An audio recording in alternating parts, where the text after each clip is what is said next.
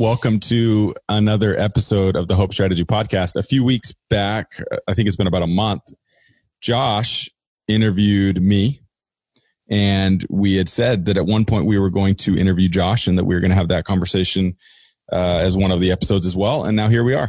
We are going to have me interview Josh. The tables have turned, and I'm going to be a lot harder on Josh than he was on me. All right, bring it on. It's the day after Election Day. I can take anything now. Yeah. Something is happening in our world. Time is very precious. I'm going to show you how great I am. Hope in the face of difficulty. More than machinery, we need humanity. Hope in the face of uncertainty. I'm better now than I was. I'm experienced now. Changing the world can happen anywhere, and anyone can do it. The audacity of hope. This is the Hope Strategy Podcast with Corey Blake and Josh Steimle.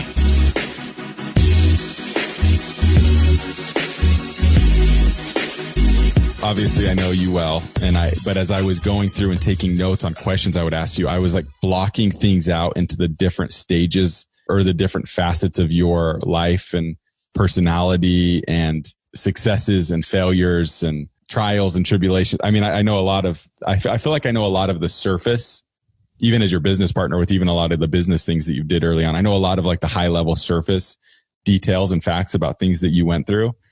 I don't know a lot of details. And so again, this is what I told you. I'm like, man, I could talk to Josh probably for 5 hours and we could have especially you and I can talk about pretty much nothing for an hour and a half. So I'm like, how am I going to get through this? So I'm going to start just like we start with everybody. So you're the youngest of 4 kids. And isn't there a pretty big gap between you and your next sibling? Yeah, 7 years. So I'm the youngest by 7 years. So by the time I was 11, I was at home alone. So you were an only child for middle school and high school, end of elementary school, middle school, and high school. You were home alone. Was it kind of hard to build a relationship with siblings as a result? I think it was a little bit more distant than it is for other people whose siblings are closer to them, just naturally. I mean, my oldest brother was out of the house when he was 18 at college, and I was 6 years old. So it's like, yeah, I mean, I didn't have a chance to really do a lot of interacting with him. I have great relationships with all my siblings, but yeah, we didn't have that 15, 16 years of living in the same house with each other. Do you notice a big difference and you weren't around, obviously, when your oldest sibling was being raised by your parents, but was there a significant difference, do you think, in the way that he was raised versus how you were raised, being the youngest with that big of a gap? I think so. I think I was spoiled. I think I fit the stereotype of the youngest child being spoiled, and I loved every minute of it. How are you spoiled now that you're a parent and you know how you parent? How were you spoiled versus how maybe your oldest sibling wasn't? I wouldn't say that my parents like gave up on discipline or anything. I always felt like my home life was pretty strict, but I just got more attention because I was the only kid. So just naturally, I had more time to sit around and talk with my parents. And I was kind of antisocial growing up, and I was switching around between different schools for various reasons. So I didn't have the same opportunities to make long-term friends or really good friends at school the way that a lot of other kids did. Like a lot of Friday, Saturday nights as a teenager, I was sitting at home talking with my parents, and I was fine with that. Like I enjoyed talking with my parents. I used to read books to my parents and put them to sleep at night and stuff. And so, I mean, some people would say that's depressing and lonely, but for me, like my parents were kind of my best friends. Yeah. I had some other friends too, but I spent a lot of time at home with just my parents getting that one-on-one attention, and my siblings didn't have that kind of opportunity. Why were you bouncing around school so much? Well, when I was in 4th grade, I had a teacher who was abusive and threw a pencil sharpener at a kid, like a big pencil sharpener, like hucked it across the room at a kid's head. He threw a kid's desk out of the classroom. He ground his ring into the top of my head, and he yelled at kids all the time. Like this would never fly today, right? Like that teacher would be sued and out of there. But back in those days, they were going to throw something and they would be out of there. Yeah. Yeah, I mean, back in those days, I don't want to say it was normal, but they didn't fire him. And my parents complained and said, hey, can we put our son in a different class? And the principal was like, well, if we put Josh in another class, then I'll have to put all the students in a different class because every parent's complaining about this teacher. And so they wouldn't let me switch classes. So my parents were like, okay, this teacher is physically abusing children. We're going to take Josh out of the school and put him in a private school. So then I went to a private school, which sounds fancy, but it wasn't. Okay. So your dad, he worked for NASA. It's kind of funny because a lot of people say, oh, what are you, a rocket scientist? You know, that's kind of like the go-to, but your dad was literally a rocket scientist, right? Yeah. I mean, sort of literally. He built things that went on rockets. So that's close enough to call him a rocket scientist, I suppose. And he was into rockets. But yeah, he worked on the Hubble Space Telescope for 10 years. He was an optical engineer. So he was working with lenses and mirrors and telescopes and cameras and all sorts of stuff like that. And really his job was, he was an inventor, because there's nothing that they ever did that they had done before in his job. Everything was creating something brand new from scratch. So you think about like the first Tesla that they ever made, somebody had to invent that thing and create it. I mean, they could borrow from other cars and everything, but that was a creation from scratch. Once you get the assembly line up and running, well, then it's easy. You just crank these things out. But with NASA, you don't crank anything out. Nothing's mass produced. Everything is custom made from scratch. They literally are like grinding the individual pieces. They don't make molds or anything because they'll never use it again. Yeah. So what did he study in school? He actually went and studied education first. He became a teacher. He taught high school in Southern California for a year, and he taught math and physics, and he hated it. He realized, I mean, he enjoyed the math and the physics. What he didn't enjoy was disciplining kids and dealing with classroom situations. So he went back to school, got a second degree in, I think, physics. And then he got a job with a telescope company and he worked there for a while, and then he got hired on at Jet Propulsion Laboratory in Southern California, which is effectively, it's part of NASA. And is that where he did his whole career end up there? You said he worked there just 10 years, or was it? No, he worked there for more than that, but 10 years was just on the Hubble Space Telescope. Okay. He also worked at Caltech for a while, the university there where all the super techie people go. So he wasn't a professor, but he was working on projects over there. So was he coming home talking about that a lot growing up? I mean, was it known that he was working on something that was going to be pretty groundbreaking, or was it something he wasn't allowed to talk about, or what was that like? Yeah, there's nothing secret about it. It was out in the open. So yeah, he enjoyed talking about it. He liked his job, but it was just a job. Like it wasn't the type of thing that he would have done for free, but he loved talking about it. He loved space. He loved astronomy. He's an amateur astronomer. We grew up with telescopes and looking at Jupiter and Saturn's rings in our backyard and hosting star parties with neighbors coming over. So he's always been into the space stuff. And when I was growing up, I'm old enough that when I was a little kid, my dad played movies on a reel-to-reel projector, and we would check out these reels from the library. I mean, this is like pre-VHS, and we'd watch these reel-to-reel movies of the Apollo launch and moon landing and stuff like that. And so I grew up with these movies about space and space exploration and everything. That was home. That was life for us. When did that launch? How long has that been in space? It's been like 30 years or something, hasn't it? It's been a long time. I think I was either in high school or I was just out of high school when it launched. So was that a big deal? Was that, I mean, I imagine that was a big party at the house when the work that he had been working on for 10 years actually got launched into space. Yeah, it was huge because what if you work in this industry is these rockets explode and crash all the time. Mm-hmm. There's a high risk of failure. And when you've put 10 years of your life into a project and it's on this rocket and you're looking at that thing launch, like the stress, because if that thing explodes, my dad would just be like, oh my gosh, we're going to have to rebuild that thing. And it wouldn't take 10 years to do it the second time. My dad always told me, he's like, I can't remember how much the Hubble cost, but I mean, it's like $1 billion or something. He's like, you can build the first satellite for $1 billion. You can build the second one for 10 million. Like it's a lot cheaper to do a second one, but you never need a second one. So you spend all this money on the first one, but it's like, if it blows up, it's not the end of the world. We can build it again really quickly because then we know what to do. Still, like it's pretty stressful. So we would watch the space shuttle launches and rocket launches, and it was kind of nerve-wracking to watch these things and then breathe a sigh of relief once it was up in the atmosphere and out of the atmosphere, and you're like, whew, okay. Yeah. Isn't how long the Hubble has lasted. Isn't it like, hasn't it blown away expectations? I feel like. Yeah, it's outlived its projected lifespan. So the fact that it's still going strong and they're still using it is amazing. Testament to Larry Steimle's work. Yeah. There was a big mistake with it where they had a problem with the lens and they were getting blurry photos from it. And they actually replaced the part that my dad worked on. So they built a second camera, took it up and replaced it.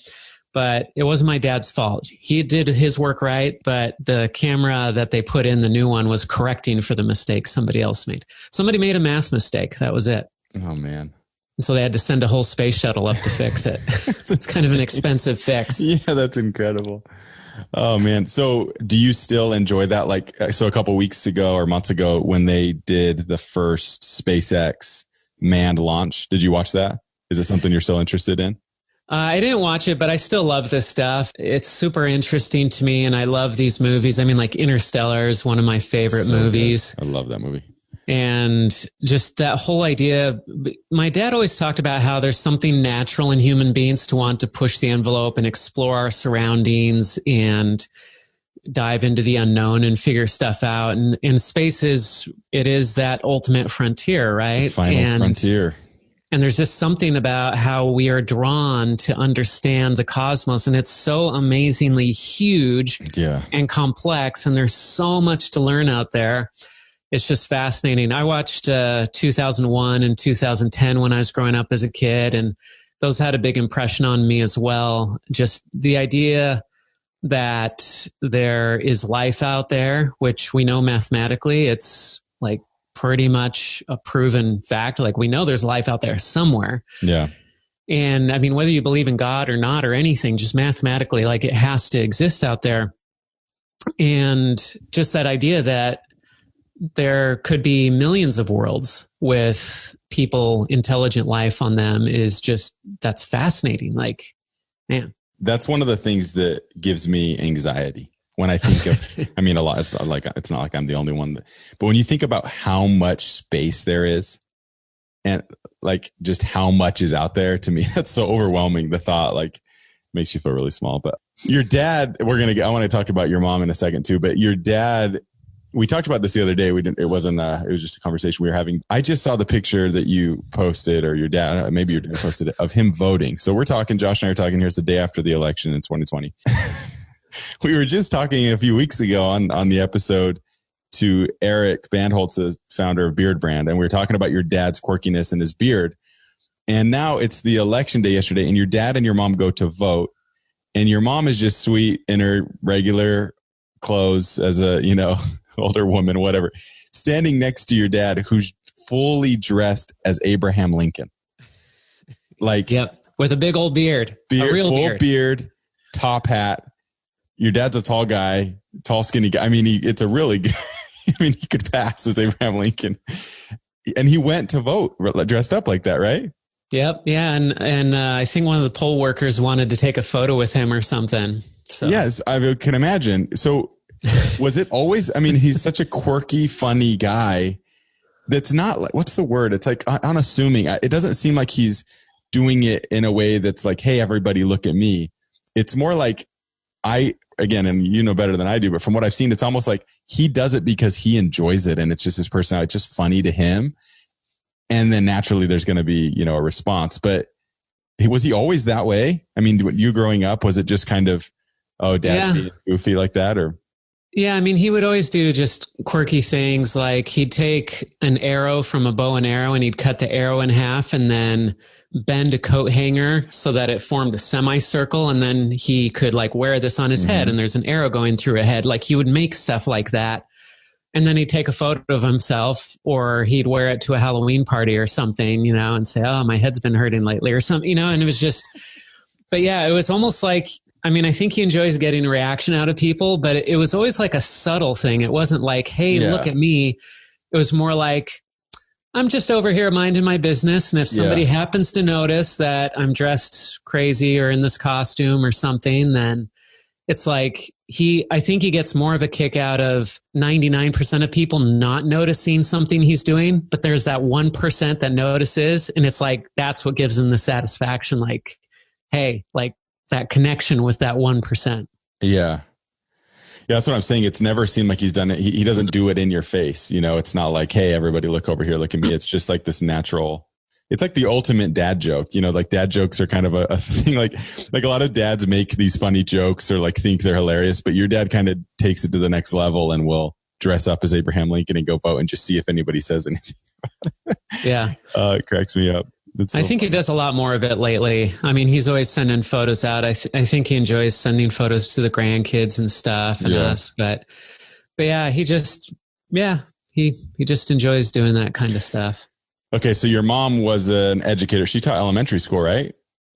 Yep. So she taught elementary school in Southern California and Utah. She grew up in a home my grandmother was an artist. My grandfather was kind of a tinkerer, I guess you could say. He could just make anything out of his hands, and he had a shop in his garage, but it was a creative environment. And so my mom was artistic as well, and she still makes all sorts of crafty things to this day. And she's just always been into making stuff, painting stuff, making stuff with her hands. She retired? Yeah, she's a retired teacher, but she still serves in her church with the kids, and she'll make like all these craft things for the kids. And I'm like, there's no way these kids appreciate how much work went into these things. They should be saving these for the rest of their lives and being like, look what my Sunday school teacher made me. Yeah. Yeah. What grade did she teach? She taught everything kindergarten through 5th or 6th grade, but then she ended up kind of settling on 2nd grade, and that's where she spent most of her time. So like 7 or 8 year old kids. You read more than anybody I know, anybody I've met. And from what I've gathered, just based on what you said, you grew up being the son of 2 really smart people and an educator that read a lot. I mean, and encouraged reading. I mean, what influence did that upbringing in that home where reading was a thing? I mean, it seems to me that impacted you greatly and affected you to this day, and the way that you approach reading and studying and whatever, and also the way that you parent. I mean, what was that like? It was huge. I can't overstate the impact that had. My mother read to me when I was a little kid. I remember laying in my bed or eating apple slices with peanut butter, and she'd be sitting on this little chair next to my bed reading books to me. And it seemed like we read like 20 books every night. I mean, like this is like picture book stage. Yeah. And I'm 3 or 4 years old, but it was just, we were just always reading books. And then going to the library was just the thing that we did. So my mom would take me to the library, and I could just get all the books that I wanted. The librarians knew me by name. They knew my outfits. They'd be like, oh, Josh, you're wearing your red shirt today. And so like, that's what I grew up with, was just reading. And I took to it. I loved it. I think there was probably some natural affinity for reading, but my mom really supported that. And as I got older, that was the one thing. Like, my parents weren't rich. They weren't poor, but they weren't rich. It was just kind of normal middle class, I would say. And so we couldn't have all the things that we wanted as kids. But the one thing that my mom never said no to was books. If I said, I want to go to the bookstore and get this book, it was just like, okay, yeah, let's go to the bookstore. And we were always at the bookstore. They knew my mom's name at the bookstore too. Yeah, it was just any book I wanted. There was just never any question I could have it. So I grew up reading a ton. And again, I was kind of antisocial. So this was kind of my refuge, was to sit in my room and read books all the time. I remember in maybe 4th or 5th or 6th grade or something, reading The Giver. And that was the first time that a book like moved me in some way and made me really look at the world a different way and think differently. And what was the book for you? Do you remember like one or two that really stuck out from the pack and impacted you? I read a lot of the books that other kids read. I mean, I read like in elementary school, I read The Hobbit, and I read a lot of books, but what I'm really drawn to are the books where, I mean, The Hobbit's kind of a silly figure, right? Like you read The Hobbit and he's the hero of the story, but you don't look at Bilbo Baggins and say, I want to be like that when I grow up. Like, I want to be a short, shriveled alien creature with furry feet who kind of bumbles around. Like, it's not an aspirational character. Exactly. And there was another series called The Dark is Rising, and it was a series of books, and that was more kind of like Harry Potter type of book. And that was one where I read it and it was like, wow, like these kids are powerful. They have powers. They can do special things. They can save the world type of thing. And I feel like I identified more with that. I'm sure if I'd been born a little bit later when Harry Potter was a thing for kids, then that would have been like the book I would have been drawn to. Have you read the Harry Potters? Yeah, I mean, I read them as an adult and I loved them. I resisted for a long time. I was like, I'm not going to read these just because everybody else is. I'm going to rebel against this. But then in the end, I read the first one. I was like, wow, this is so good. And then I read the whole series and I absolutely love them. Yeah, me too. Did you read Ender's Game? Or was that after? Would that have been after? I think that came out in like the 80s, right? Yeah, I did read that. I read it when I was in college, or maybe I was high school. Yeah, I remember I read it a couple of times and then I told everybody I knew about it and said, you got to read this book. It's incredible. And I ended up reading a lot of Orson Scott Card's books. I loved those. But yeah, mostly I was reading fantasy and sci-fi. And so also like the Foundation series by Isaac Asimov was a big one. I'm super excited because they're coming out with a movie of it. I don't know that. What is that? Foundation. So is the first book and the movie that they're coming out with. So there's a trailer out right now for it. So is it sci-fi? Yeah, it's sci-fi. Oh, I've never heard of that. Yeah. So, I mean, Isaac Asimov was a genius because he's writing these Foundation books. I can't remember when he wrote them, but it was like the 30s or 40s or something. But he's talking about technology that didn't end up getting invented until like the last 20 years. Yeah. And yet he's talking about it like it's normal in the Foundation series. And I loved that. I loved Dune. So I'm super excited about the new Dune movie that's coming out. I'm not excited that they postponed it a year, but I'm really into the Dune series. At least the first few books. Kind of gets weird at the end, but the first few books are just incredible. Yeah, I loved Ender's Game, and they came out. They came out with a movie a few years ago, and I feel like I saw it, but I feel like I was a little bit bummed out. I think it was a little off. I missed the mark. Yeah, it was kind of a bummer because it wasn't bad enough that you thought, oh, they just ruined this. They're going to have to remake it. But it wasn't good enough that you were like, hey, that was awesome. I'm glad they finally made this. It was more like this in-between area where you're like, some of that was good and some of that just didn't work. And man, it's such a bummer that they had great actors, but they didn't pull it off. It's kind of like a C if you're grading it. Like, You said something interesting. You talked about how you didn't read Harry Potter for a long time because you rebelled against the norm, which I think is something that you you do. But I want to tie it back. So yeah, my wife and I had a discussion about this week with her saying, you rebel against stuff just because you want to rebel. And I was like, no, I don't. And then you rebelled against that. Yeah. You would say that. So, okay. One of the things that's interesting about you, and when I introduce you to people as we work together something and I'm talking about you, right? Oh yeah, the founder of the company is Josh Steimle. And oh yeah, I read about him in Forbes or Inc. or Entrepreneur, or I read his full bio on your website. What a fascinating story, whatever. And then you also tell the story. Well, you tell the story yourself of being an introvert who kind of stayed inside and hung out with your parents and read to your parents at night. But then you also stayed in your room and read. Okay. So there's all this, there's this side of you, and people see you as like this nerdier, entrepreneurial guy that writes a lot and reads a lot and does whatever. But then I'll bring up, and it's this fascinating thing where I'll be like, oh yeah, and he skates. I don't know if you knew that's where I was going with that. But and they're like, oh, he skates? Like, what do you mean? I'm like, oh yeah, he's a good skateboarder. He was skateboarding since skateboarding was like in its early popularity, like and he to this day still is like a big skater, and he's all in on skate culture and he loves skate videos.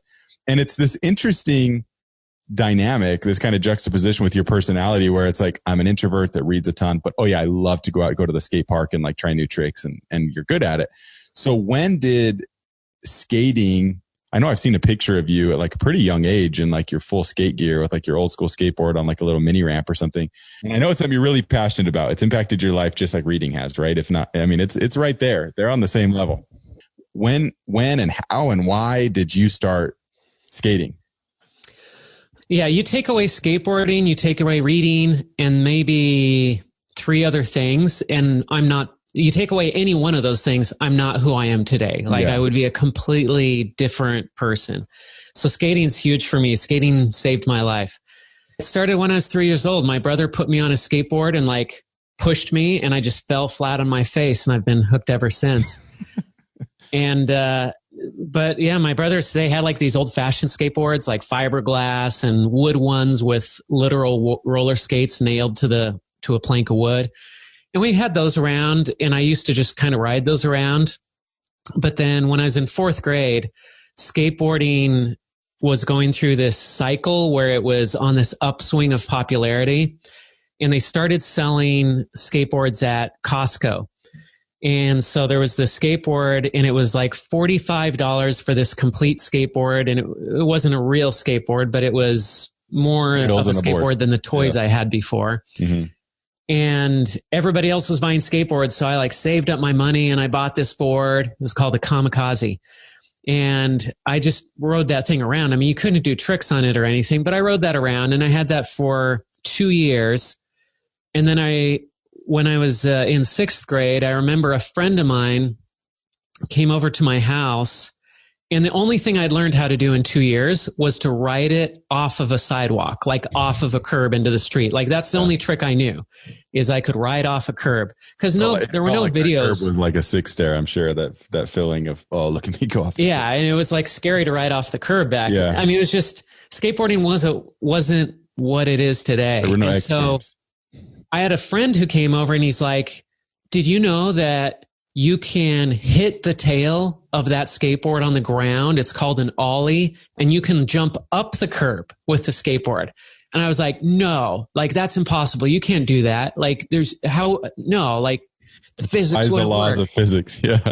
Yeah. So, I mean, here I was, I'd been skateboarding for 2 years, and I didn't know what an ollie was, like the most basic trick in skateboarding today.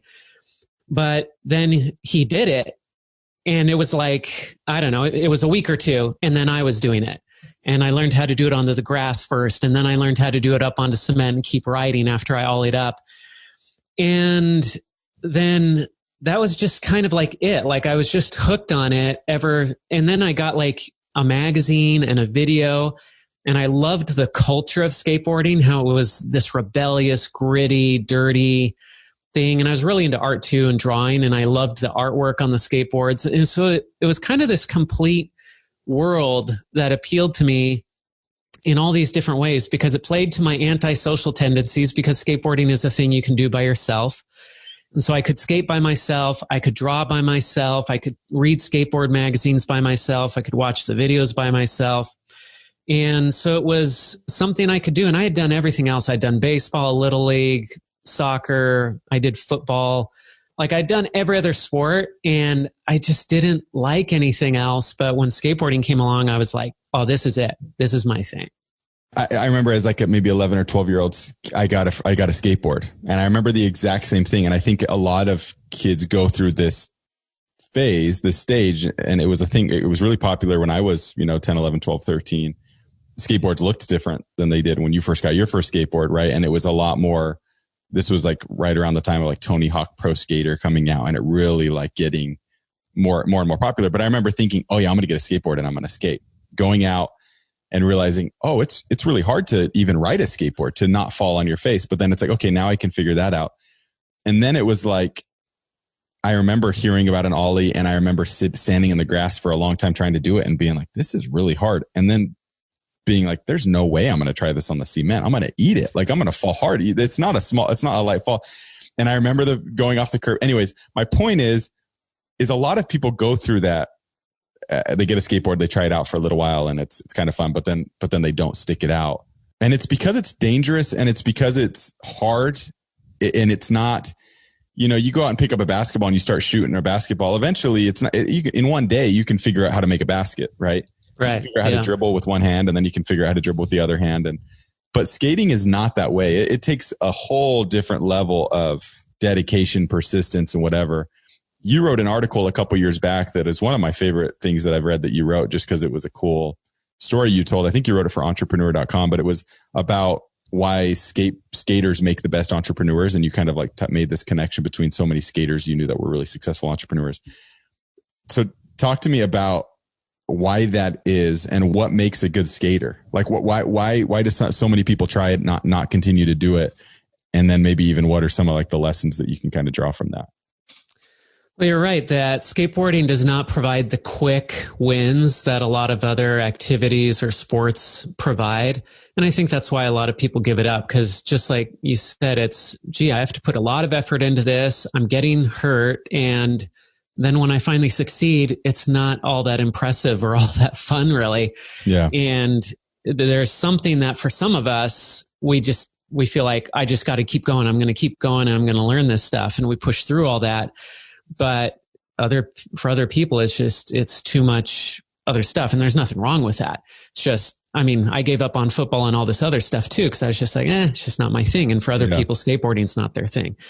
But I think for the entrepreneurial life, I think some of the lessons I learned from skateboarding that have helped me as an entrepreneur is, just that perseverance factor of saying, hey, this is really hard, but I can do hard things. And if I keep on going, it's going to get easier. And also that sometimes you get out of shape and then you have to relearn stuff, which I've had to do so many times with skateboarding, either because of injuries or other reasons. I took breaks from skateboarding and then I get back into it. I'm like, man, I've lost so much. And it's so depressing to have to relearn stuff. But then I relearn it and then I'm like, hey, I'm back on top. I'm back where I was. And that's happened with entrepreneurship too. There's so many times where the business has taken a dive and crashed and pretty much burned, but then you restart and you get it going again and it picks back up and you're like, okay. And you get to the point where you're like, okay, this is just normal, that things are going to go bad sometimes and sometimes they're good. And that's part of life, just like it's part of skateboarding. The rebel attitude that accompanied the skateboard culture also, I feel like, served me as an entrepreneur, in that when you're an entrepreneur, you're doing things that normal people don't do. Because if normal people did it, there wouldn't be any opportunity. And the definition of an entrepreneur is somebody who seeks out opportunities or reallocates resources from a place of lower opportunity to a place of higher opportunity, which is a fancy way of just seeing that entrepreneurs see, hey, I can do this, or I can make money here, or I can change the world here by doing something. And that's natural in the skateboarding world. That's how everybody looks at everything when you're a skater, because you're looking at every obstacle that's out there. Skaters see the world differently than other people. And I see this with my son, who's 10 years old and skateboarding, that we drive around and he and I see things that nobody else in the car sees, because he's like, oh, Dad, look at those stairs over there. Oh, look at that handrail. Look at that bench. Look at that ledge. Look at that curb. Oh, you can tell that somebody skated that over there. And other people who are with us are like, what are you talking about? They don't even know where to look. But when he says it, I just look over there and I know exactly what he's talking about, because I'm trained to see the same things that he sees. And with the rebel attitude that skateboarding has traditionally had, it trains you to not take things for granted, though. It trains you that when somebody says, I've had relatives when I was a kid growing up, they'd be like, oh, you should go to this place and go skateboarding there because there's this great hill there. And I go and I see it and I'm like, why would I want to ride down this hill? There's nothing to see here. I wouldn't and so I didn't trust people when they told me stuff about skateboarding and what I would enjoy as a skater, because they didn't know what I needed or what I wanted. And with entrepreneurship, you're running a business and you get all sorts of advice from all sorts of people who are not in your business saying, oh, well, have you tried this or have you thought of this? And you try to be polite, right? But you're thinking, and I'm sure you've experienced this too, where somebody gives you advice and you're like, even from me coming to you, because I'm a little bit outside the business, but even though we're in the same business together, when I get a little bit separated and I come give you some advice, you're like, you know what? You're not in the details. You just don't see the whole picture here. Yeah. And so I get that. And entrepreneurs understand that nobody understands their business the way that they understand it. And it's hard to find advice from anybody else. You kind of just have to figure it out and do your own thing. And that's the same way that skateboarding works, that, yeah, people can give you advice. They can give you tips. But if it's not another skater or it's not another entrepreneur in the entrepreneurial world, there's just no way to really explain it to them so they understand it. And there's no way that they can really get what you're going through in order to be able to give you helpful, useful advice, which kind of makes it sound like as an entrepreneur, I'm saying you shouldn't take anybody's advice. I'm not saying that. I'm just saying you get a lot of advice and 99% of it just is an immediate non-match. You're just like, yeah, thank you, but that doesn't fit my situation.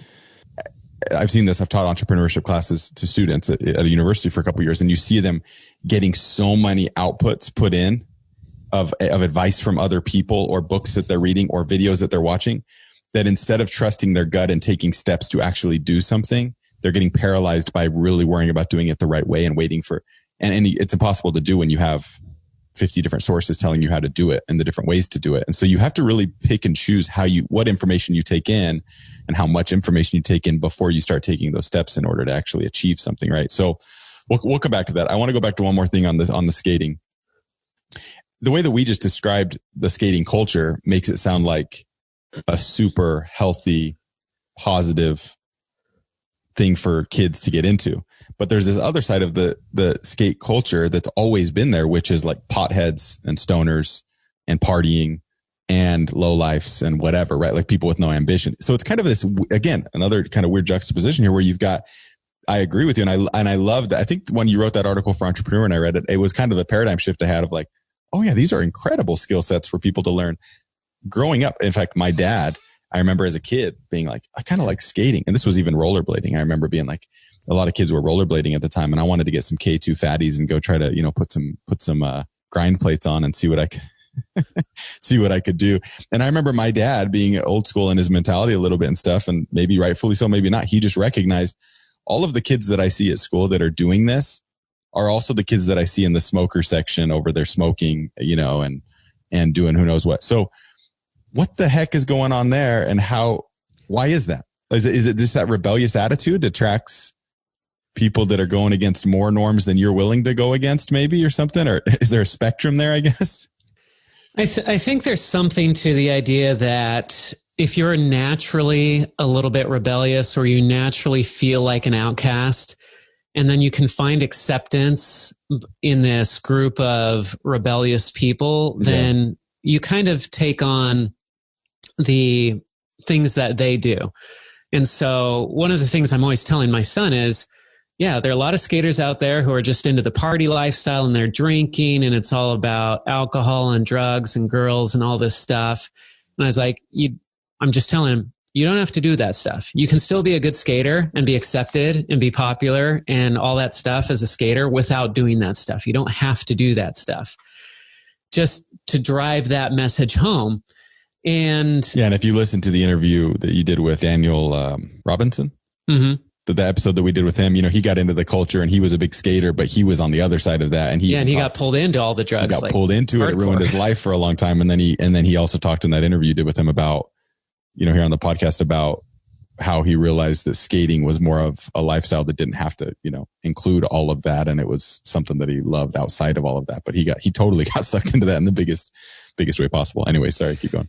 Yeah. And it doesn't help when society and adults are telling you, oh, if you start skateboarding, you're going to do all these things. Because then it's like, oh, so I have to do everybody's telling you, if you skate, you have to do these other things. You have to rebel against everything. And so even people who mean well are still telling you, oh, if you get into that, you're going to do all these bad things. So then it just becomes, well, I guess that's the expectation.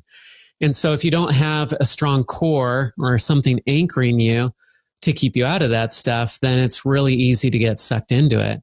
Yeah. And I think a lot of it just goes along with that rebel style or that rebel culture too, that skateboarding is anti-authoritarian, anti-whatever, anti-establishment. And so is drugs, and so is rock and roll, and so is punk rock, and a lot of other things. So naturally, you just become attracted to other things that are anti-authoritarian, anti-establishment, anti the mainstream, whatever. And then you end up with a bunch of skaters who all do the exact same things and look like each other. And as my dad said, you nonconformists are all alike. That's good insight. One last lesson, drawing an analogy between skateboarding and entrepreneurship, is this idea that sometimes, like you were saying, you get paralyzed by the analysis and sometimes you need to just jump in and do something and figure it out. So when I was 16, the nearest skate park back in that day was about an hour and a half away in San Diego. This was before they built all the public skate parks all over the place. And at this skate park, they had one of these big half pipes, the kind that you see Tony Hawk riding. So it's 12 feet tall. And when you stand on top of this ramp, the first 18 inches go straight down. It's called vert because it's vertical. And when you stand up there, it actually looks like it goes backwards, like it goes under or something. It's like when you're on a roller coaster and you're looking down, straight down, and you're like, oh, this is going in. Yeah. Yeah. So it's like one of those roller coasters where it goes like straight down or there's a big drop or something. But you're thinking, wait, I'm not strapped into anything and I'm just going straight down. And if I fall, I am falling 12 feet onto a hard, flat surface. Onto my face. That's what it feels like. And so you're standing up on top of this thing. And I wanted so bad it's called dropping in when you ride down. I wanted to drop in on this ramp so bad just to do it, just to check it off as a bucket list type of thing. And so I started from the bottom and I got used to kind of pumping and riding back and forth, and I would ride up higher and higher on the ramp. But it was still such a big deal to go up and stand on top and then push my board down and stay standing on it. It just scared me. I would get up on top. So I went to the skate park this day and I'm up there on top. And my legs are literally shaking, quivering. I can't hold them still. My knees are like knocking together. And finally I said, you know what? I'm not leaving the skate park because I knew this is an hour and a half away. I don't know when I'll be able to come back again. So I told myself I'm not leaving until I drop in. That's the only way I'm getting off this ramp is dropping in on this ramp. I was up there for 3.5 hours on top of this ramp, not skating the whole skate park, just trying to build up the courage. Were there people up there doing the whole, like, come on, you can do it, buddy. Like, oh man, yeah. Was there a lot of people? So all these people are giving me advice, and people who are experts at skating are giving me advice. Which is another interesting thing about skate culture is how supportive they are for each other. When you go to, I don't skate, but I go to a skate park and watch your kid or you or whatever. Everybody's really rooting for each other. It's interesting. Yeah, it's like the most non-competitive sport in the world. Like literally, people are happy when they win in a contest, but like everybody's happy for them. There's like zero competition. But yeah, so I'm up there and people are trying to help me and they're giving me advice and all this stuff. And at the end of the day, none of the advice really helped. I needed to just do it and experience it because there was just no substitute for dropping in and doing it. And finally they rang an alarm and said, hey, we're closing the skate park. And I was like, all right, now or never. And so I tried it and I made it down and then I fell off like after I got to the bottom, but like I made it most of the way. So then I ran up and I did it again, fully made it. And then they kicked me out and that was the end. But the problem there was one of the interesting lessons is that the advice everybody was giving me, like it didn't really make a difference. Like I just had to do it. But the other thing was, I was up there for 3.5 hours. I could have been having a great time that day if I had just done what I did 3 hours earlier. And I could have learned so much more and all this stuff. But I thought too much. I analyzed too much. I got too scared. And there's a pro skater, Stefan Janoski. He always says, if you want to be good at skating, you can't think. You just got to do stuff. As soon as you start thinking, then you think, oh, I'm going to fall. I'm going to get hurt. Something bad's going to happen. I'm going to hit that little pebble. I'm going to land in that crack.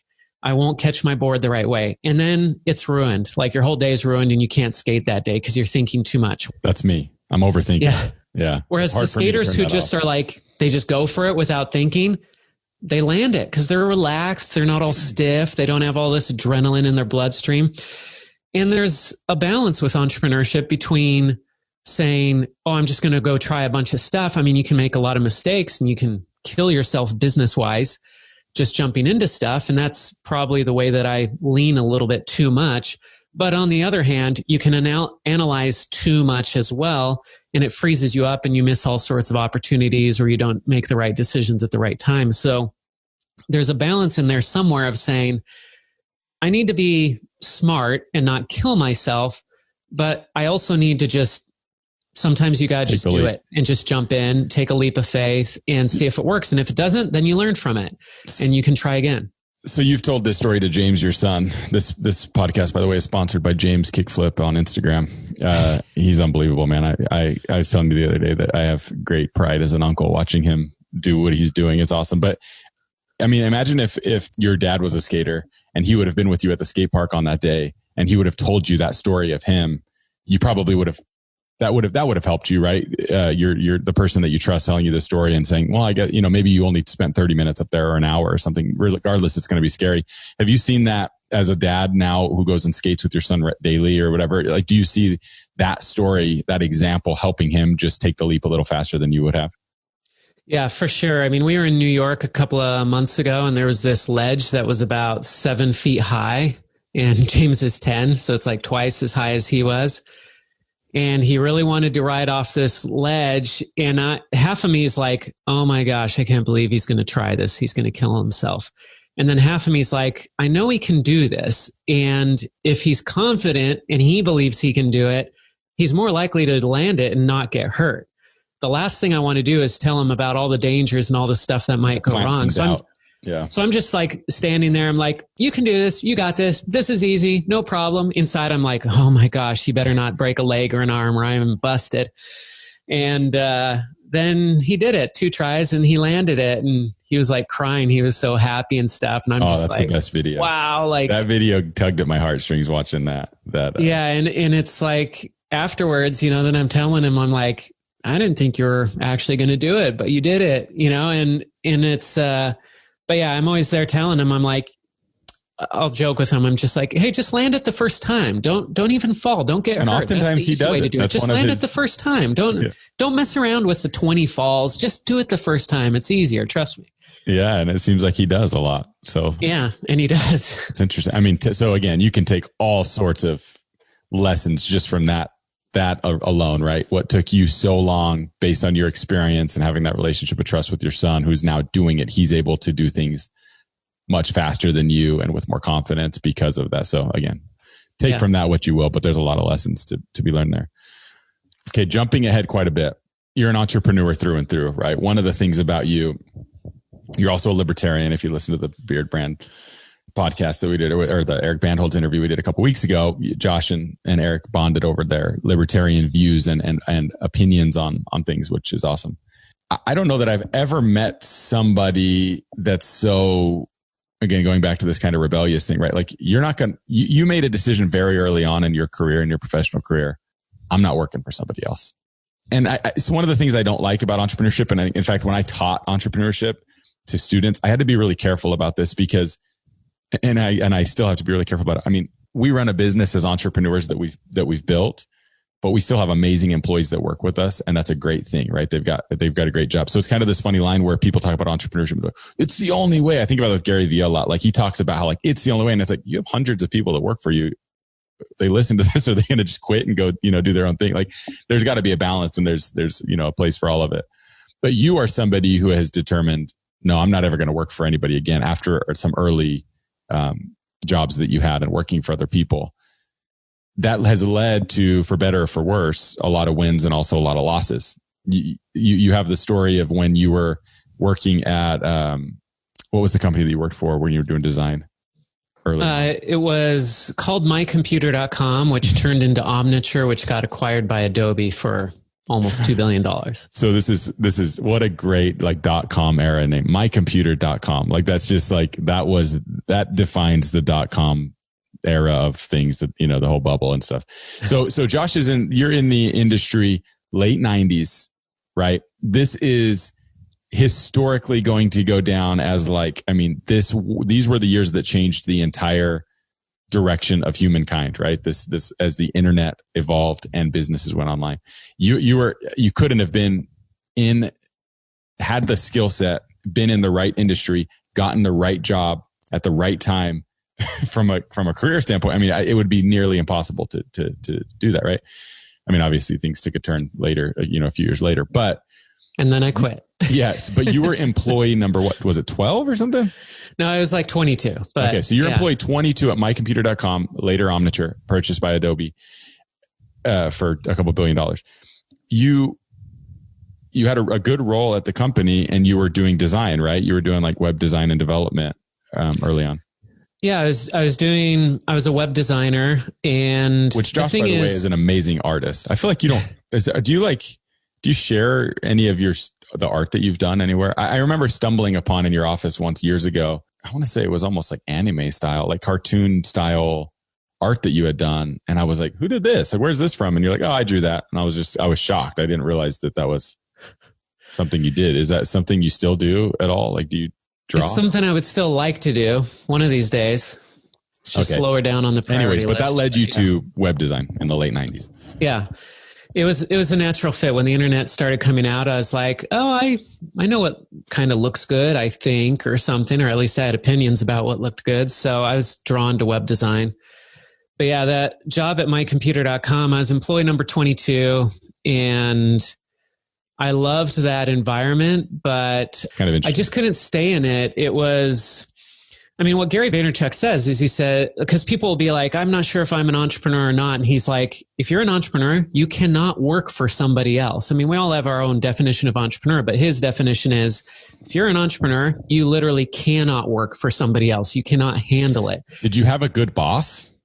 I did. I had the best boss in the world. So it didn't have anything to do with like having a terrible boss breathing on your neck. Was it just clocking in, clocking out? No, it wasn't even that. It wasn't anything. Like, it was the best job in the world. This was a growing.com. We were like moving offices all the time and putting computers on folding tables and running network cables all over the place. And like, I started and we had 22 employees, and I quit 5 months later and we had like 60 employees, and the owners were just 2 years older than me. So it was like, we're all just a bunch of young kids growing this huge company that's just going crazy. And there's so much opportunity because they're growing so fast. So I could have done anything I wanted to. I could have been like, hey, there's this thing over here. Can I head this up? And they would have been like, yeah, sure. Great. Do that. Like, I could have done anything in that company. And then they came and they offered me the first round of stock options. And they said, hey, we want you to quit school and work full time. And we're going to give you 3,000 shares of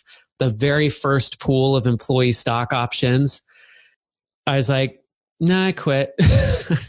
And the whole thing was, I loved the job, but I was looking at the guys running the company and I was like, I could do that.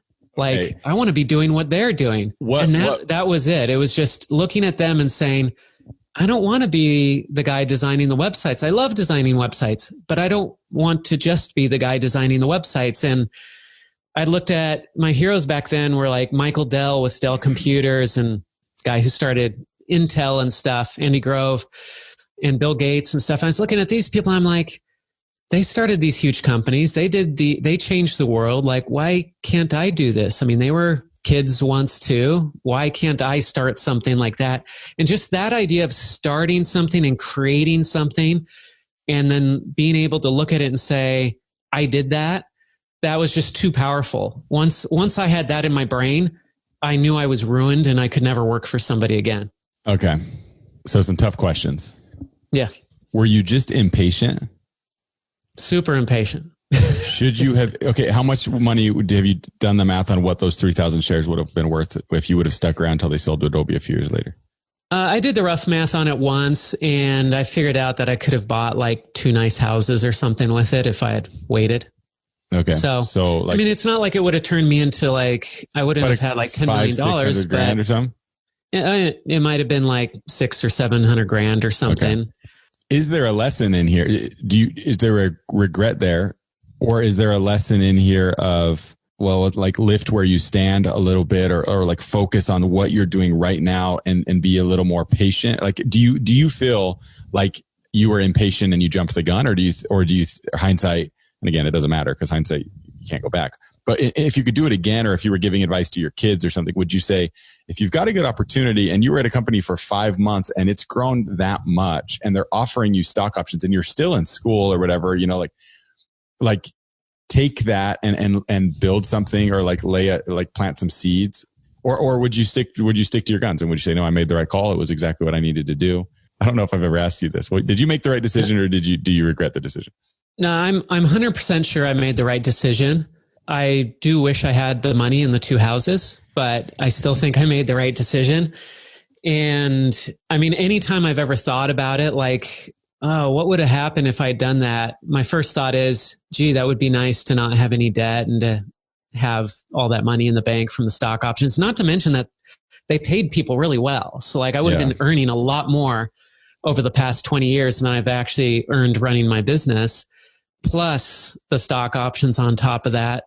So financially, I made the wrong decision. But what I knew and what my wife knows is I would have been miserable.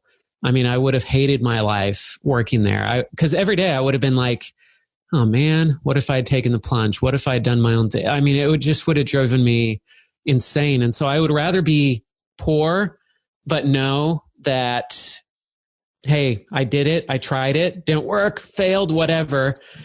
And I'm in the gutter, but hey, at least I tried. I would rather be in that situation than be saying, hey, I'm making a bunch of money and everything, and I have this great job, but I just always, what would have happened if I had tried that? What could have been? This comes down so much to just priorities and like where it is. One of the things that I think we've talked about on the podcast before.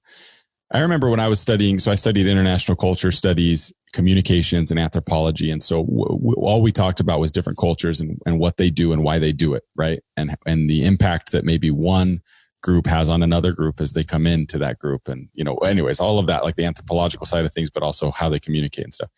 And I remember one of my professors, one of the things that stuck out to me, and it really changed, it was one of those like paradigm shift moments, is we talked all about where you make your meaning, how different cultures, societies, individuals, whatever, families, they do the things that they do, right? The responses to their, everything that all the outputs that they're doing in their lives come from like a really deep place of where they make their meaning.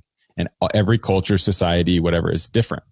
Religion, race, a lot of times, I think a lot of people would hear your story and based on where they make their meaning, maybe they make their meaning in, security is most important and providing for a family is most important.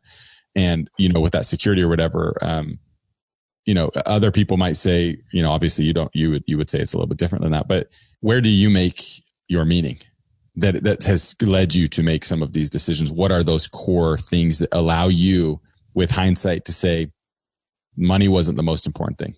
And now I'm in a place where I'm doing fine.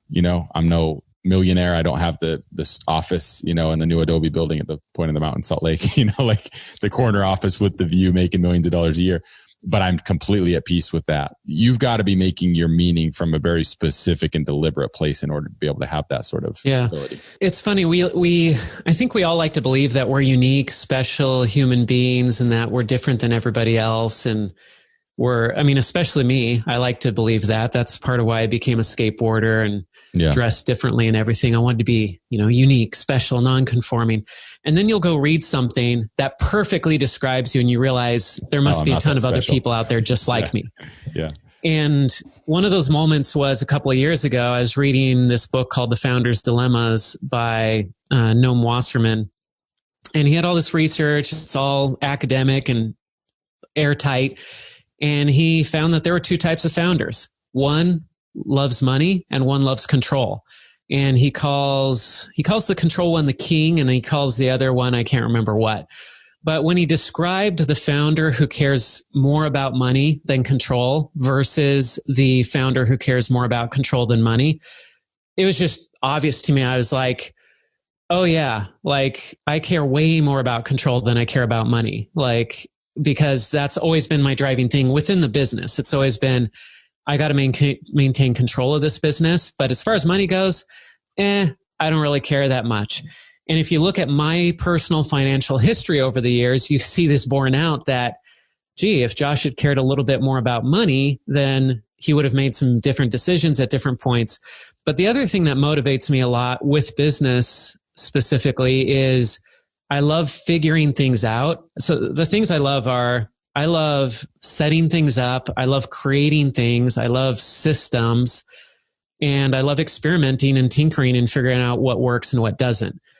But as soon as I figure out what works, I'm done. Like, I don't want to be involved in that thing anymore because I'm like, well, I already know what works here. Let's turn this over to somebody else. Let's train them on how to do this. And this was a serious problem for me for years because I didn't know this about myself. And as I started to realize this about myself, that's when that's why we're working together, because I realized I need a partner who cares about money, because otherwise I'm always going to be broke.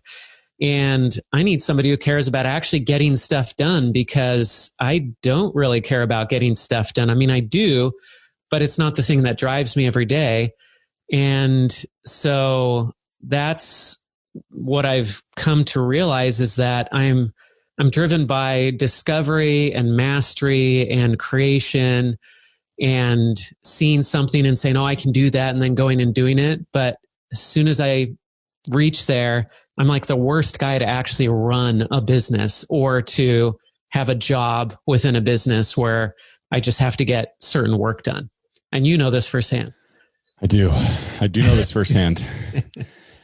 One of the things that I had heard a lot was like, and even in school and stuff, I remember I was like, oh, be very wary of partnerships. Like, partnerships don't end well or whatever.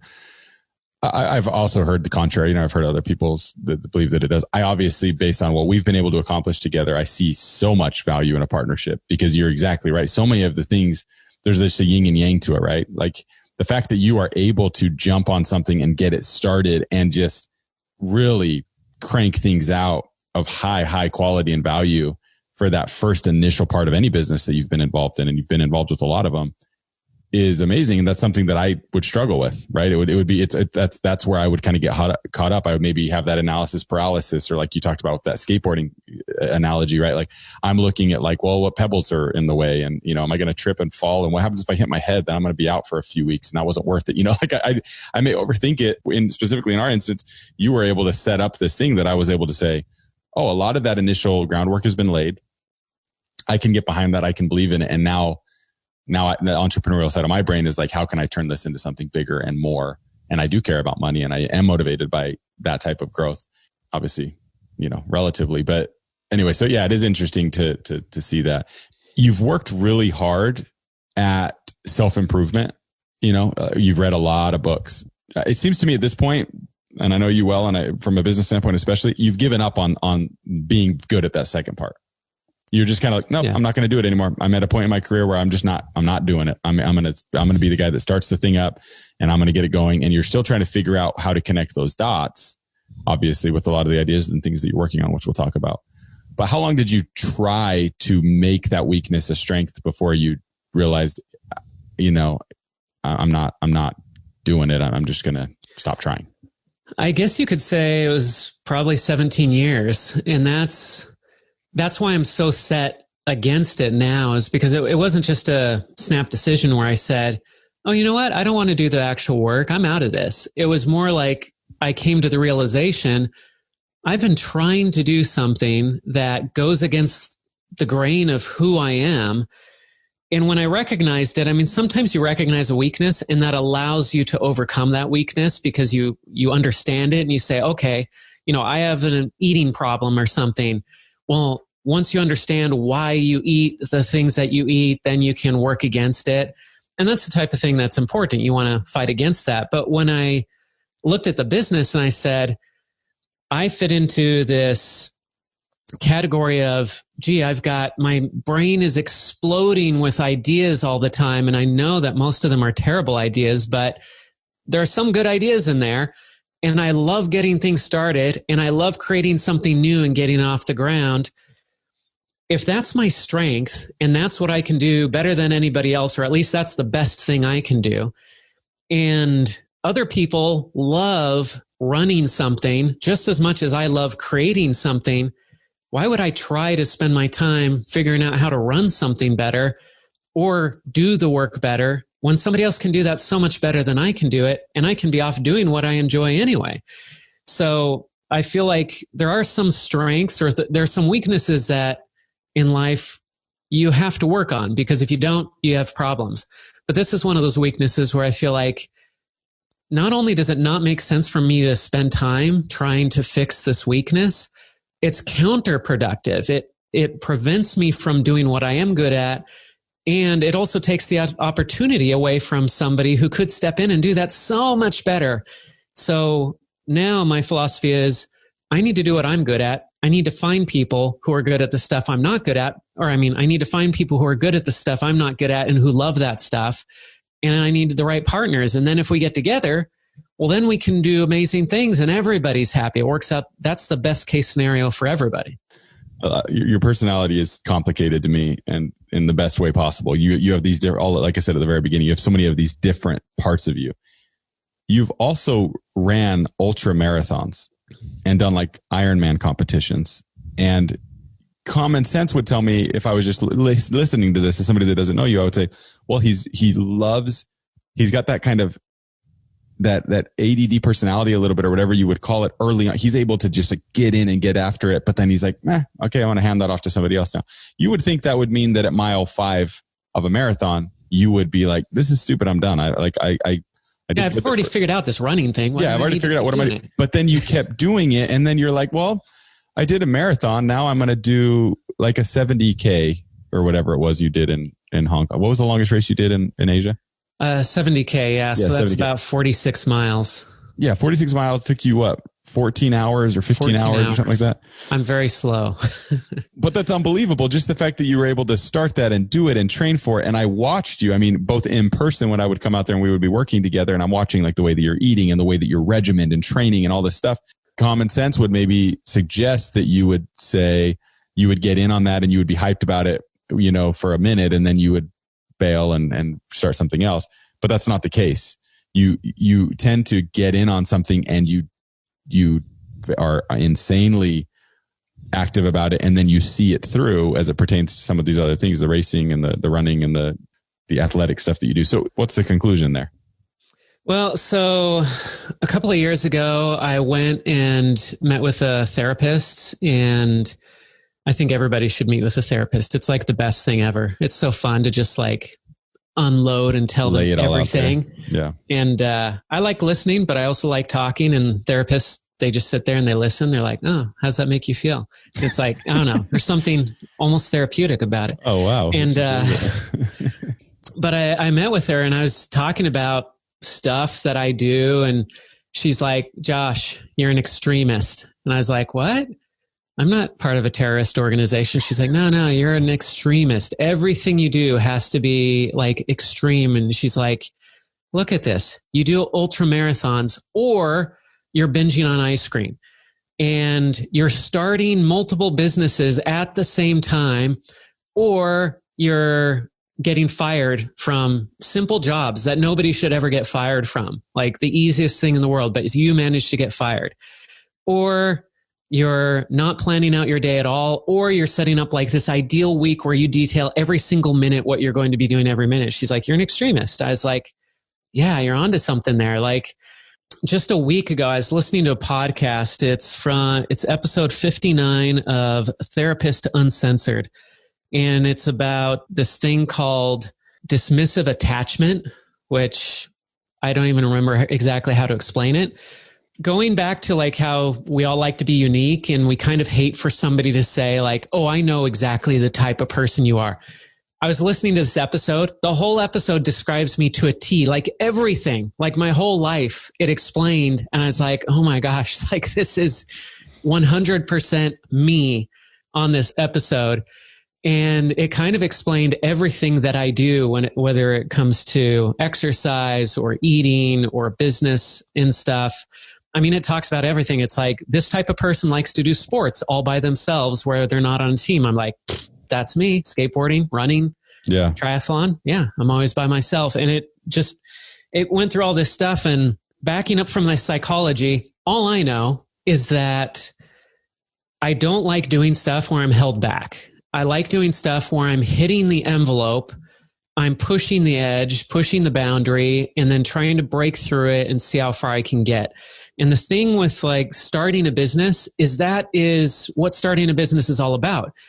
You're breaking all these barriers. You're doing new things. You're creating something from scratch. It's exciting. It's new. It's fun.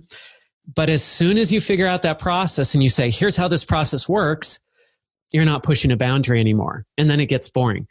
But it's the same thing with ultra marathons. Yeah, on mile 5, I'm doing the same thing I'm doing at mile 10 and mile 15 and mile 20. But the overall process is, how far can I get? How far can I run? Can I do this? And that's exciting.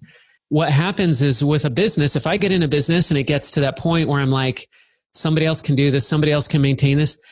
If I start to feel like I'm being held back and I can't do the things that I want to do within that business, I feel like I've got to bow out of this. Like I can't be in this business because I'm going to go crazy because I'm going to be coming up with, hey, let's do this, let's do this, let's do this. But the right decision for that business might be, no, we can't do these 10 things you want to do. We need to focus on these other 2 things that are making payroll and keeping the business alive. And yeah, we know you want to do all this great stuff. That would be great. We would love to do that. Maybe one of those things next year and another thing the next year. That kind of thing. I know that's the way it should be, but for me, it drives me crazy. And I'm just like, no, I can't handle this. Like I can't operate in this environment. It grates against me, not because I think it's the wrong way to be. It's just, it doesn't match my temperament. I've got to be pushing. And I find that in the early startup days of the business that I'm going as fast as I can go. I'm struggling to keep up. That's where I love to be. Okay. So the last thing I want to talk about, it's kind of random because we've talked about this 3 weeks in a row now with the guests that we've had, but you and your wife struggled with infertility for how long? Like eight years, I think. It was over 8 years by the time we kind of quote unquote gave up and said, we're going to adopt. And you adopted your first daughter, who's how old now? 12? 12 years old, going on 13, man, going on 15. So you adopted your first.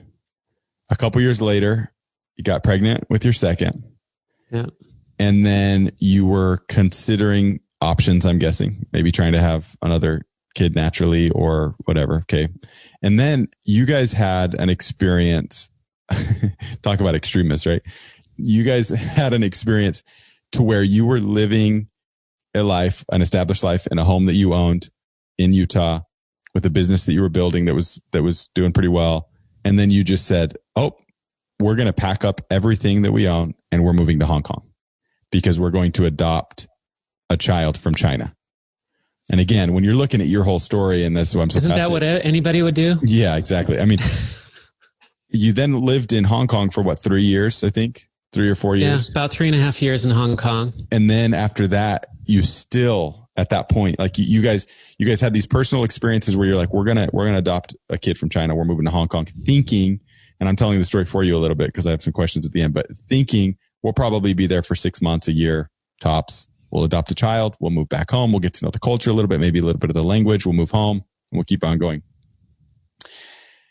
That didn't happen for 3.5 years. Other opportunities and doors opened themselves. If you listen to the episode where you interviewed me, we talk about the Hong Kong office that we built. And so you got busy with some other things, but your number one priority that whole entire time was finding your child that you were going to adopt.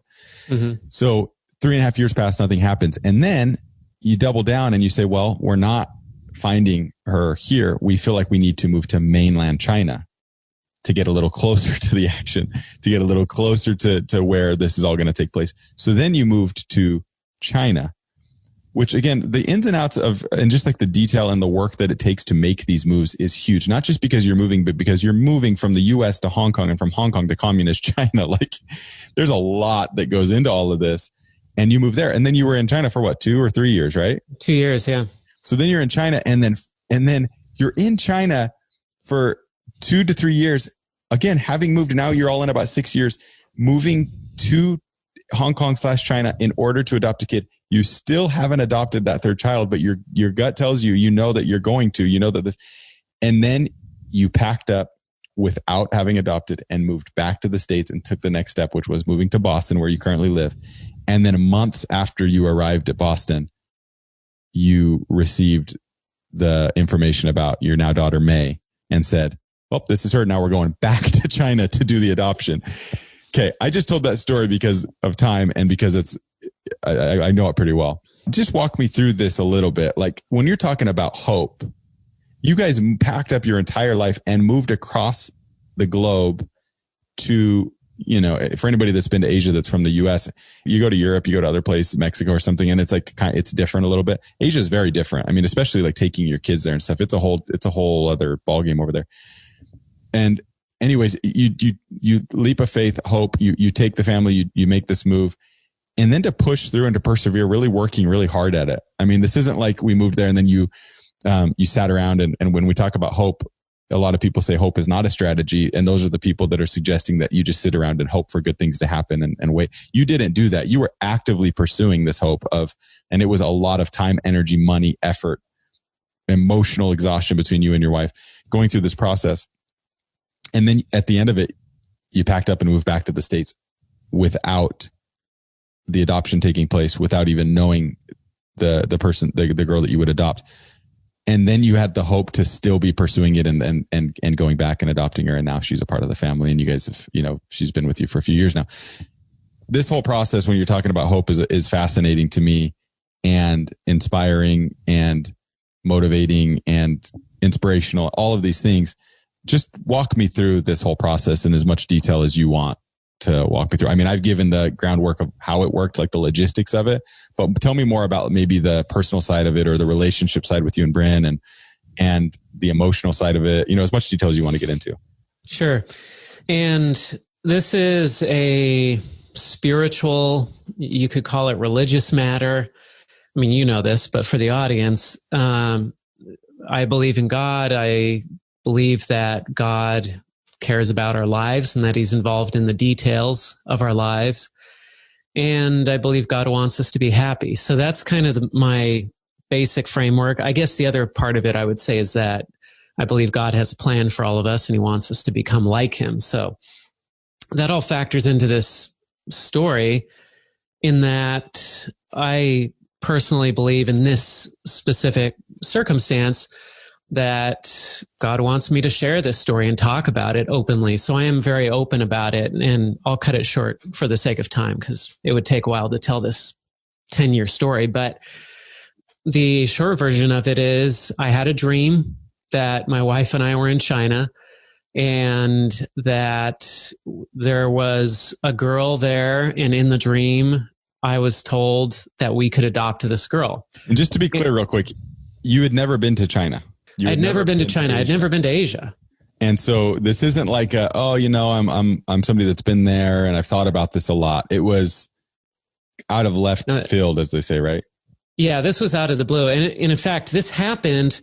So our son, who was born in 2010, the skater kid, James, so he was born with a condition where his skull plates were fused together, and he had kind of a major surgery where they cut out the top of his head and sewed it back together and stuff. And then he had to wear a helmet for a year. So he had kind of this major surgery. He was in the hospital, and I had this dream the night of his surgery. So, and this was just 6 weeks after he was born. My wife had gone through a difficult C-section. So I can tell you that the first thing on my mind at this point, the thing I was dwelling on was not where's our next child coming from. It was, how do I take care of my wife who's barely hobbling around after this difficult emergency C-section? Is my child going to survive through the night after this operation? His head's all swollen and stuff. And they say this is a normal surgery, but it was still kind of it was a new operation at the time. So I'm not dwelling on this idea of, oh man, where are we going to get our next kid? Yeah. Where's our next child coming from? Like that wasn't in my mind at all. And then I had this very lucid, very clear dream that felt very meaningful with all these specific details, which I wrote down in my journal, and led me to believe that we had a daughter in China that we were going to adopt. Well, the next morning I wake up and I'm thinking, my wife just had emergency C-section 6 weeks ago. Our son just had surgery last night. Probably today's not the day to walk in and be like, hey, honey, I had this dream. Can we just talk about adopting our next child? She would have thrown me out. So I wrote it in my journal. I left it there for 2 years. And then you kind of go about your business. We had this dream, but it's like, well, what do I do with this? Did you think about it often? I thought about it now and then, but you kind of start telling yourself stories. You're like, well, I don't know. Maybe it was just a crazy dream. I was under a lot of stress that night. Maybe, who knows? Yeah. Yeah. Like maybe it was just a crazy dream. Maybe it didn't really mean something, or maybe it's for like way in the future, and maybe our next child will come biologically like our last one did. But then what happened is we didn't get pregnant again. So 2 years go by, we're not pregnant. 2.5 years go by. And my wife and I were out for our anniversary having dinner somewhere. And this dream came to my mind, and I was like, hey, when do you think our next child's going to come? And she's like, I don't know. And I'm like, would you be open to adoption? And I'm thinking of this dream. Would you be open to adopting again? She's like, I guess. I said, would you be open to international adoption? She's like, what? And I got really emotional, and she's like, what's going on? What are you talking about? And I said, we need to go home. I need to show you something in my journal. So again, short version here. We went home. I showed her the journal entry, and she's like, all right. My wife tends to go along with my crazy ideas. She's like, all right, so I guess we're adopting a girl from China. Because it's one thing if you have a dream and you jot down like a few thoughts, and then I tell my wife 2.5 years later, oh, I had this dream once. Well, let's move to China. Yeah. As far as I know, I don't know all the details, but it was pretty detailed. I mean, it was an experience that moved you to the point where you wrote out pretty good detail on the situation, right? Yeah. So for example, part of the dream was that, so I was walking along with my wife. We're in China. I don't know how I knew it was China. I just kind of knew, like how you know things in dreams, but it did look like China. And I verified that when we went there. I was like, yep, this looks like my dream. And I remember the paving stones. I remember the buildings, and we were coming up behind this group of schoolgirls who were all in uniform. And there were a bunch of schoolgirls playing, laughing and stuff. And then there's this one girl crying by herself. And I went up and I knelt next to this girl thinking, I don't know how to speak Chinese, but I'll try to comfort this girl who's obviously distressed. And that's when in the dream, there was kind of this voice that said, you can adopt this girl if you want to. Those were the exact words. Oh, wow. Do you have vivid dreams a lot? Not that much. I have a lot of crazy, crazy dreams a lot. And then every once in a while I have kind of a clear dream, but I've never had a dream like this. Okay. So you can adopt this girl if you want. Okay. Yeah. And in the dream at that moment, I had this thought. I thought, well, wait a second. This girl is older than our daughter who we already adopted. And when we adopted our first daughter, the birth mother said she chose us because she wanted this baby to be the oldest child in the family. And what she meant was the first child in the family, the oldest child, the first child. And so I was thinking in the dream, I'm thinking, oh man, I wonder if the birth mom, because we have a very open relationship with her, I was like, oh, I wonder if the birth mom will be mad when we adopt this girl because she's going to be older than the girl that she placed with us for adoption. And so when I woke up, I knew that the girl in the dream was older than the daughter that we already had. And that daughter was 2 years old at the time, 2.5 years old. So that became part of the journal entry was, we are going to adopt a girl in China who is a few years older than the daughter that we already have. And that became one of the things, our search criteria when we went looking was, I mean, we would tell the adoption agency, this girl is at least a year older than our current daughter. And we kept updating our file as our daughter got older. The daughter we already had, we kept updating the file because we knew that the girl that we were looking to adopt was going to be at least a year. We thought she was like 2 years older.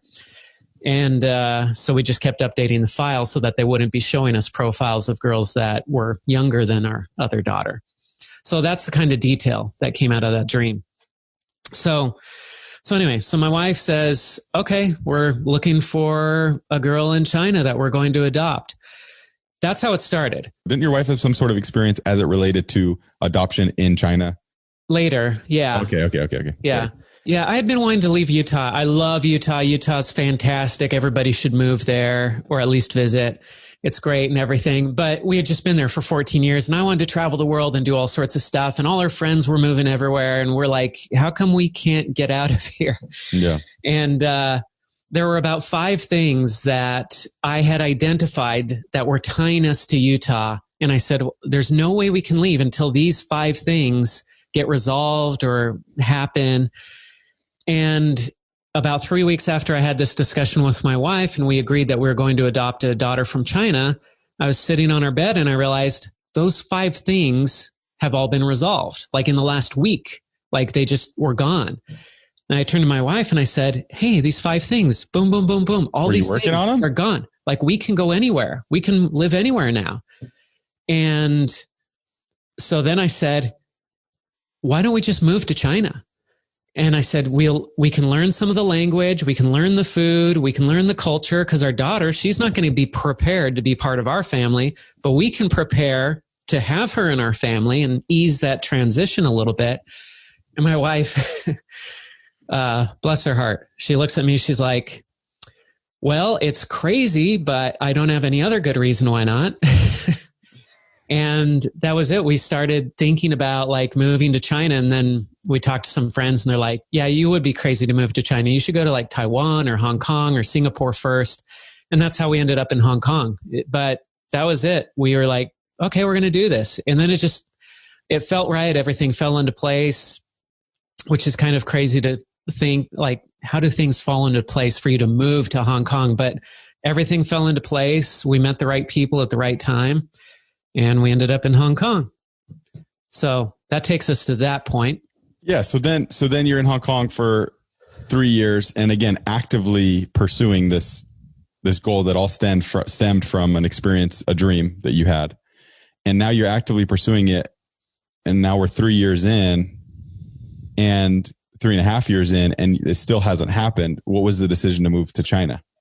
One experience we had in Hong Kong, because we had a lot of opportunity. I mean, when you have years to think about why something is not happening that you feel like is supposed to happen, you have a lot of time to have doubts and try to figure out like what is going on and what are we supposed to be doing, and are we just crazy, or what's the story here? And one experience was, and bear in mind, my wife she had prayed, she felt good about it and everything, but she didn't have the dream. She didn't have the same experience that I had. And so we're over in Hong Kong for a while, and my wife is starting to feel like, hey, we've been here for a little while and nothing's happening. Like, we're making zero progress on finding our daughter. And my wife's kind of like, let's just get on and do stuff. Like, let's get this done. She was ready to go like visit every orphanage in China. And I'm like, there are 50,000 orphanages. Like, that's not going to help us out. That's worse than a needle in a haystack. Plus, they don't let you in anyway. So I was just like, I think we just need to wait this one out and let God handle this, because like there's nothing we can do. We just need to wait and try to figure out what God wants us to do. Well, my wife's getting frustrated and kind of feeling like either I have to give up or we need to be doing something. And I'm not doing anything. I'm saying, let's just wait. Well, she went to a conference for our church in Hong Kong, feeling this way, like, oh man, like I'm getting depressed. I'm getting frustrated. This is hard.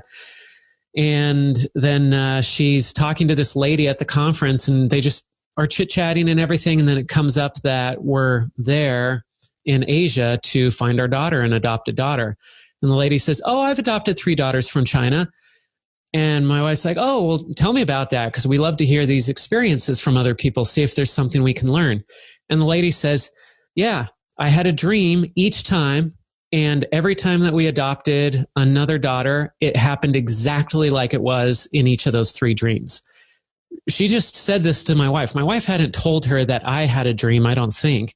That this woman just volunteered this information. But my wife came home and was like, I feel a little bit better. I feel like God put that woman in my way to give me the hope I needed at that moment to say, okay, we're not crazy. Like, this happens to other people too. And it worked out for her, and it's going to work out for us. And that was like a timely, tender mercy that happened right when we need it to kind of just keep us going. So we're in Hong Kong, and because of the business, I decided, because at first I thought, well, I'm just going to work from Hong Kong, but I'm not going to do anything in Hong Kong. I'll just be working remotely. But then I'm there, and of course my mind is, oh, but look at the opportunity here. We could start an office here. This would be great. So of course I try to get an office up and running for our agency in Hong Kong. And on the 3rd or 4th try, it finally works, and we found the right guy to run it. And about 2 months after that guy was in his position, I'm like, I got to get out of here. Like, I can't live here anymore if I'm not running this business. Like, what am I doing here in Hong Kong? So that itch started, and I'm thinking, well, where do we go from here? Because I'm thinking moving to China still sounds crazy. So we started looking at Singapore, and we got super serious about Singapore. We flew there. We looked at apartments. And we were set to move to Singapore. Like we had pretty much everything planned out to move to Singapore, try to open an office there. But that would have taken us about a 5-hour flight in the wrong direction away from China. And Singapore is not Chinese culture. It's very different from China, as is Hong Kong. And then we're trying to figure out our move to Singapore. And we just happened to come across a YouTube video put out by Wired magazine about the startup scene in Shenzhen, China, which is, again, across the border from Hong Kong. And my wife and I watched this, and it was really cool because I'm into all this startup and entrepreneurship stuff. And I'm thinking, oh, this is exciting. Look at all this stuff going on in Shenzhen in China. And at the end of it, my wife turned to me. She's like, why are we moving to Singapore? Like, we should be moving to Shenzhen. And we had both been to Shenzhen about 10 times. We had made trips across the border. She's like, why are we moving to Singapore? We should be moving to Shenzhen, China. Like, this is the stuff that you thrive on. And our daughter's in China. Like, this is perfect. You get the stuff you love to do. We're in China. We can interact with Chinese people. And it was 22 days later, we were living in China. We had got our apartment and everything, and we were across the border and had moved. And that began our adventure living in China. And if it weren't for that Wired video, like, I don't know what would have happened, but I don't know if we ever would have lived in China. Now that I've lived in China for 2 years, it's like, and now that we have found our daughter, it's like, oh, I'm so glad we had those 2 years in China. We learned so much about culture, food, language from those 2 years in China. And if we had missed out on that, oh man, like it would have made a huge difference in our whole adoption process. So the process, as I understand it, the adoption process of, it's kind of an interesting thing to talk about, but finding or choosing the child that you're going to adopt is that you work with these adoption agencies in China, and they send you over literally like a folder, right? Or an email with like images, and it's kind of like a what's the word? Like a bio basically of the individual, where they're from, what their upbringing has been like to that point, what their interests are. And there's a photo attached of what they look like. And I remember talking to you about this when you were still in Hong Kong, and I was out there and we were working together once at some point, like, so you're just getting these folders, let's call them, and you're having to just say no, like knowing that this is a human, right? It's not like, hey, do you like this car? It's like, this is a human being that's looking to be adopted that fit, not only that, but fits the criteria that you've put together for what you're looking for. And again, you guys very specifically, I think a lot of people probably do this and they'll say, let's just put it out there and it's a weird thing to say, but like take what we get type thing, or adopt whoever comes available. You guys were a little more specific than that. So yeah, I don't know the statistics, but I believe from what the agencies told us, most people choose the first or second child that they're presented. And you guys were 10, 15, 20 more of these things, right? That had come through over the years. I didn't keep an exact count, but by the time we found our daughter, it was over 50. I remember asking you, like, isn't that draining? Isn't that just that process? And I know it was, and I know that, but again, hope and faith, however you want to, talk about those things intertwined, you had to have a lot of it in order to continue down this path, which was amazing to watch from the outside and just see the way that you guys approached it. Again, you're in China. The timing of all of this is incredible. And the fact that you got to live in China and experience the culture and the scene there and the language and so much, probably more than anything, just the culture, right? Just the way that people looked at each other and the way that they talked to each other and the way that everything about the way that they interact is different than how you do. So I think that's so valuable and stuff, but you move to Boston because now you're hopeful to go to Boston and attend, get some more education and get a PhD.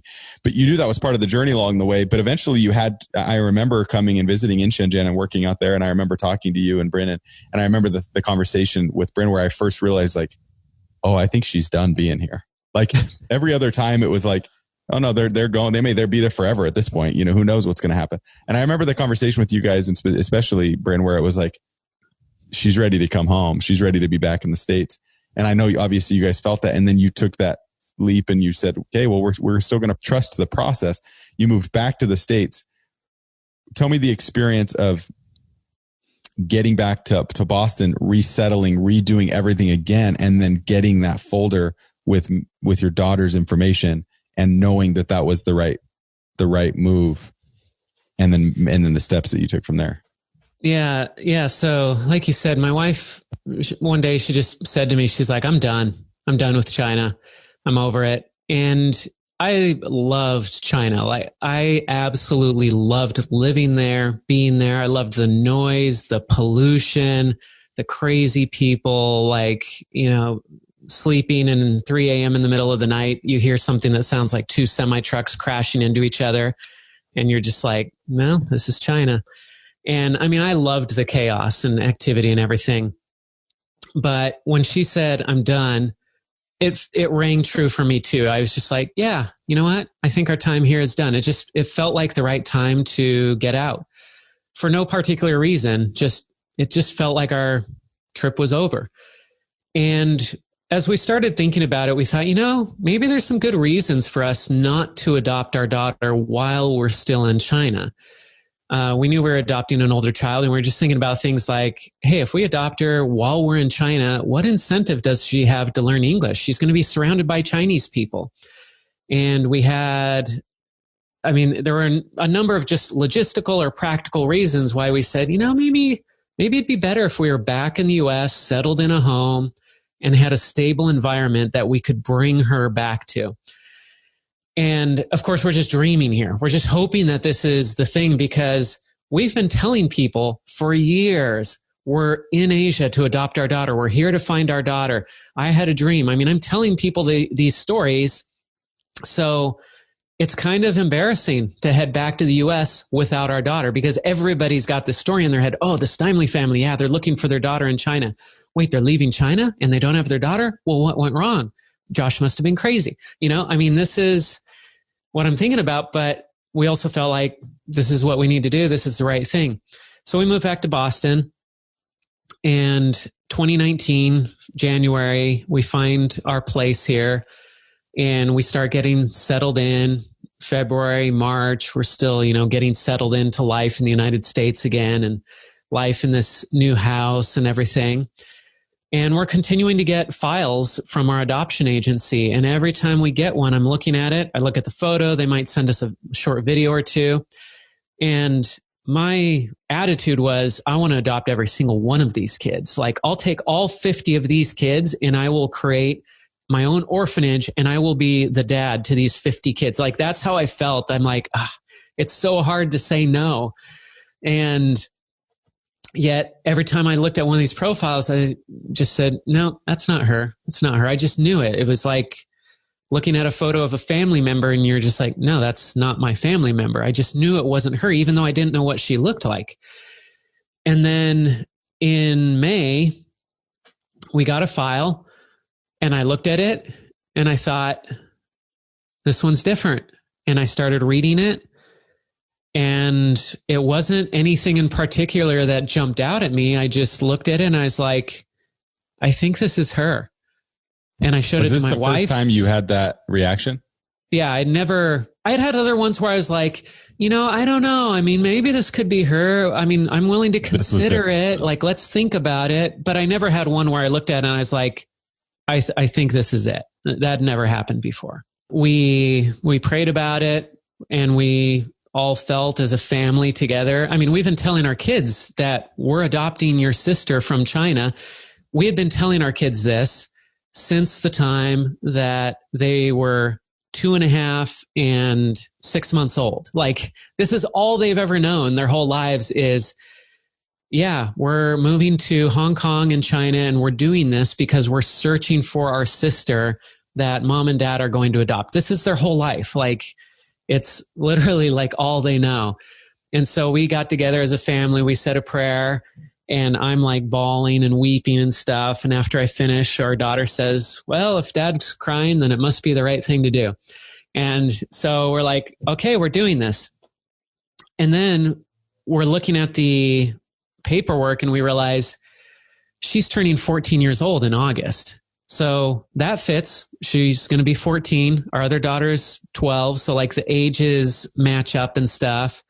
for the dream and everything. So we're like, that's part of the match here. But the problem is it usually takes 6 months to do the paperwork for an adoption. We've got 3 months to do the paperwork and go to China and pick her up and get it finalized. And if we mess this up in any way and things get delayed by a week, she can never be adopted by anybody after she's 14. And so we're just like, what is the protocol at that point? What's the law in China? If they she would stay in the orphanage system until she turns 18, and then she's on her own. She probably would get a job at the orphanage and work in the orphanage, and that's it. That's her life. I mean, she had a caregiver at the orphanage that's what happened to her. She grew up, she never got adopted. And so she was one of the caregivers in the orphanage. So much on the line. We're talking about, I mean, you're just talking about an entire complete different path for your daughter, you know, and obviously for you guys as a family too, but, and of course, this insane, incredible, unbelievable story ends with this climactic deadline, right? Yeah. Good thing you're an extremist because you know how to get things done within 3 months. We were up late every night doing paperwork, running paperwork around, calling people like, did you get the paperwork? They're like, well, maybe it's in the mailbox. Okay. Can you go look in the mailbox right now and tell me if it's like, we had so many frantic meetings and paperwork, and like our adoption agency is like telling us like, we don't know if we can do this within your timeline, but we're going to do everything we can to make this work. But we're not guaranteeing anything. Like, this is super fast and it just might not work out. We're like, well, this is her, so you better make it work. I mean, you've shown us 50 profiles. Your pain is finally at an end. If you make this work, you don't have to show us a single other profile. So, so it worked. We got there. We finalized the adoption a week before she turned 14. We were still there on her birthday in China when she turned 14, but we had her at that point. And, then we brought her home, and everything's been a perfect, absolute dream ever since, with not a single challenge. In simple terms, how has that transition been? How has I know that's a big question, but it's actually been as good as I could have hoped for, I feel like, because a lot of older children come with a lot of trauma from orphanage, adoptive situations, because I mean, some have been seriously abused, sexually abused. I mean, there's all sorts of nightmare stories of what kids have been through. And then they get adopted by a family who isn't equipped to deal with those challenges. Not that anybody is, but the family might not even know that this abuse exists. All they know is that their child that they adopted is acting out and doing crazy things, and they have no idea why this is going on. And then they can't even communicate with the child. And so in our case, our daughter did not grow up within the system. She had adoptive parents in China who found her when she was an infant, but then they died. And so then she went into the orphanage system, but she was actually in a boarding school. So it was kind of like she had pretty much a normal Chinese life up until the point that we adopted her. And she's very well adjusted. She's very cheerful, friendly, helpful, obedient, all that stuff. But just like all other teenage girls, she loves being on her phone and buying hoodies and all the other, and talking about boys and all the other stuff that teenage girls like to do. So, but it's been, it's kind of a dream. I mean, that isn't to say it's easy or without challenges, but it's been about as good as I could have hoped for. Do you find yourself with Bryn, like sitting around the dinner table and just like feeling complete? Or are you going to try to tell me right now that you had another dream and you guys are heading to like Romania? Well, it's like one of those things where nothing, I mean, you dream of things happening and everything being great and this perfect vision. It's never that way, right? I mean, you dream about when you get married, how it's going to be, and then it isn't quite that way. And in some ways, it's a lot better than you ever imagined. And in some ways, it's more challenging than you ever imagined. And it's the same with having kids. You have a dream, and it's like the reality is sometimes more like, yeah, I mean, it is great. Yeah, there's those wonderful times, but man, there's a lot of hard stuff in there too. But yeah, I mean, it's definitely worth it. You know, it's more of that type of thing where it's like, you know, we never had amazing expectations of it being perfect or anything, but it's been pretty darn good. But as far as completeness in our family, no, we do have plans for more children to come into the family. So who knows what other adventures await our future. Well, we'll have to interview you again in a few years and hear that tale. I mean, I was writing out questions this morning when I was thinking about this, and I've been thinking about it for the last few days that we knew we were going to interview this week. I was like, man, Josh has such a and we haven't even scratched the surface, honestly. I mean, I guess you could say we scratched the surface, but there's a lot that has not been covered. Yeah, we never even got to talk about my 3 broken arms. That was... Yeah, as a partnership and having gotten to know you a lot better on that level, I don't know. I just feel like we talked about this when you interviewed me. There's just this like innate trust to, even though it's tough sometimes, and even though it's brutal, and even though business partnership can be tricky, like I've always looked up to you, and even more so the last little bit, just as somebody that you're just doing your best, and you're trying to do your best with the hand that you've been dealt, but also taking that to the next level and constantly seeking out exactly what you're supposed to be doing when you're supposed to be doing it, and being able to take, I mean, the story of your daughter, adopting your daughter is a perfect example, right? Like you just want to be doing it. And again, it comes a lot from where you make that meaning, whether it's ambition personally or with your family or spiritually, but from where that meaning is coming from, you are willing and ready to take the step and to drop into that half pipe, even though it might take you, 3 hours or whatever. Like it's fascinating and it's amazing to watch. And it's awesome. It comes with its definite frustrations of the extremist personality type that jumps all in, and then it's hard, but it's interesting as I was listening to you talk, and I'm thinking about your interview with me and my interview with you, and I'm listening, and then I'm realizing, you and I started a podcast called the Hope Strategy Podcast that's all about hope. Like there's so much of that in both of our stories, of just this desire to, and this belief that good things are supposed to happen, and that as long as you put your best foot forward, and you, as we say, get in over your head, or trust the process, or have hope in things that you just feel are the right thing to do, good things tend to happen.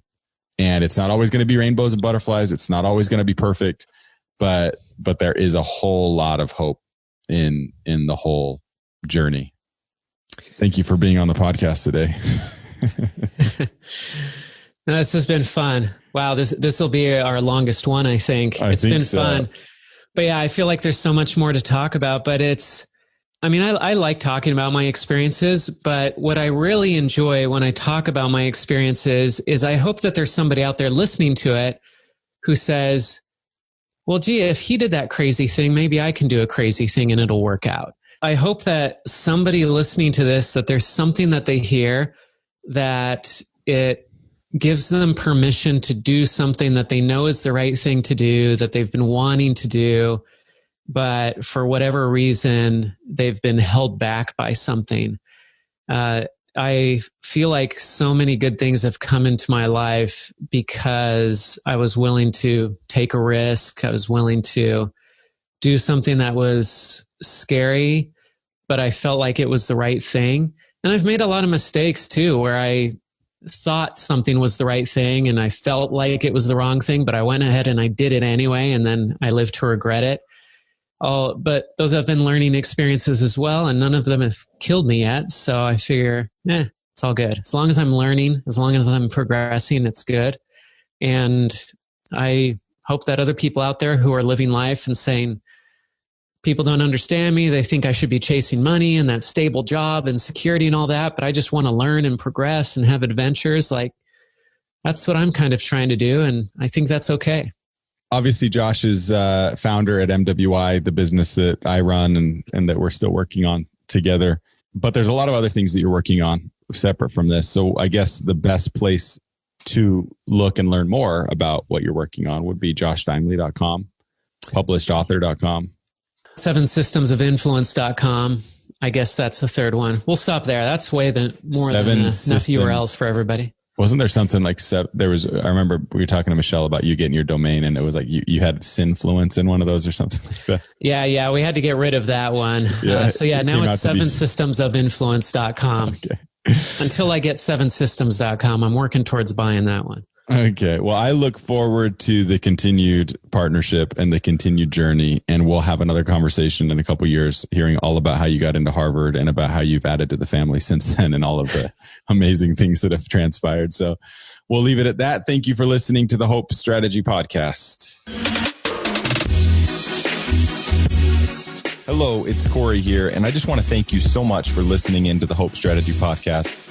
I hope you're enjoying it as much as we are enjoying having these amazing conversations with these incredible individuals talking about hope. We'd love it if you wouldn't mind liking, subscribing, and leaving us a review on iTunes or Spotify or anywhere that you listen to your podcasts, and share it with anybody you feel that can benefit from these messages of hope. Thank you so much for listening to the Hope Strategy Podcast.